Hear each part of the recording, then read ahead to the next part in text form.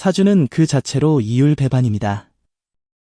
즉, 사주는 운명이 미리 정해져 있다는 전제하에 있습니다.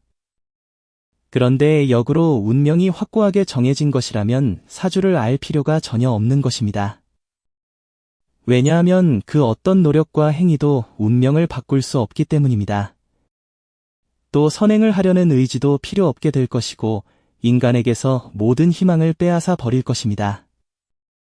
따라서 명리학을 비롯하여 동양 철학을 하는 사람들과 사주를 알고 싶은 사람들 모두 정확한 이해를 가져야 할 것입니다. 사주는 결코 숙명론이 아닙니다.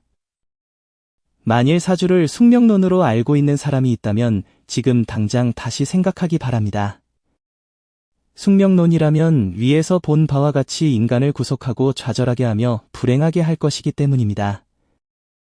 사주는 선천적인 힘 또는 흐름으로 보면 됩니다. 그러나 이는 높은 개연성 내지는 그렇게 되려는 경향이므로 인간의 노력과 정신 수양에 의해 변화될 수 있다고 보아야 합니다. 물론 이런 흐름을 바꾸기는 쉽지 않은 일입니다. 예를 들자면 강물이 위에서 아래로 흐르는데 거꾸로 헤엄치는 것과 같습니다. 거꾸로 헤엄쳐 본 사람이라면 흐름을 거스르는 일이 얼마나 힘든 일인지 알 것입니다. 불가능하다고 포기할 수도 있겠지요. 그러나 여러 사람이 힘을 합한다거나 기계의 힘을 빌린다거나 하면 어떨까요? 연어는 회귀하기 위해 자기 몸을 희생하여 수십 킬로미터의 강물을 거슬러 올라가서 알을 낳습니다. 생명의 신비는 자연법칙으로부터 예외적인 현상이 발생한다는 것입니다. 즉, 강물은 어디까지나 위에서 아래로 흐를 뿐이지만 생명체는 강물을 거스를 수도 있는 것입니다. 똑같은 사주이고 운세도 나쁜데 어떤 사람은 포기하여 손을 놓고 아무 일도 하지 않고 어떤 사람은 의지를 굽히지 않고 계속해서 노력합니다.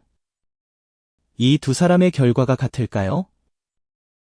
또 똑같이 운세가 좋은 사람인데 어떤 사람은 그저 즐기기만 하고 자기 관리를 하지 않고 방탕한 생활을 계속하고 또 어떤 사람은 선행과 정신 수양으로 바르게 생활했다고 합시다.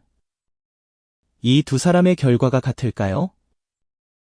물론 숙명론자들은 그 역시 숙명이다고 말할 수도 있을 것입니다.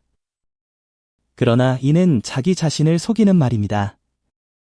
결론적으로 말하면 피할 수 없는 숙명이 현실적으로 있음도 인정치 않을 수 없고 인간의 자유의지에 의한 행위도 인정치 않을 수 없습니다. 이 점에서 불교의 인과응보론을 생각하게 됩니다. 즉, 현생에 피할 수 없는 숙명은 과거생 또는 현생에서 내가 지은 업에 의한 결과이고 현재 내가 짓고 있는 행위에 의한 업의 결과는 금생 안에 또는 내생에 받게 된다는 것입니다.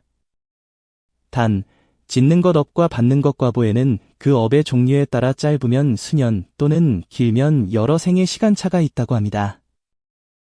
예컨대 벼는 봄에 심어 여름에 가꾸고 가을에 거두지만 나무는 종자를 땅에 심어 다 크려면 수십 년이 걸리는 것과 같습니다.